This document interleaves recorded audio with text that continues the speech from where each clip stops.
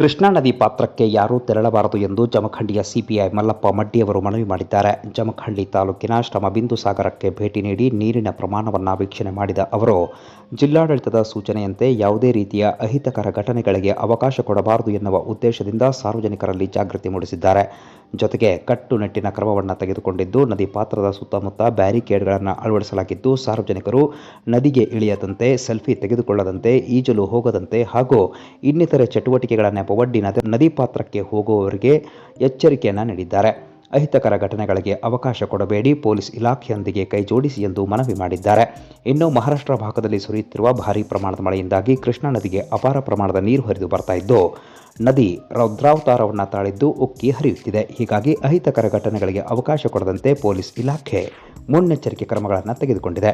ಇನ್ನು ಈ ಸಂದರ್ಭದಲ್ಲಿ ಪೊಲೀಸ್ ಸಿಬ್ಬಂದಿಗಳಾದ ಭಗವಂತ ಕಾಂಬಳೆ ಹಾಗೂ ಸಿದ್ದು ಜಕಾತಿ ಸೇರಿದಂತೆ ಜಮಖಂಡಿ ಪೊಲೀಸ್ ಸಿಬ್ಬಂದಿ ಉಪಸ್ಥಿತರಿದ್ದರು.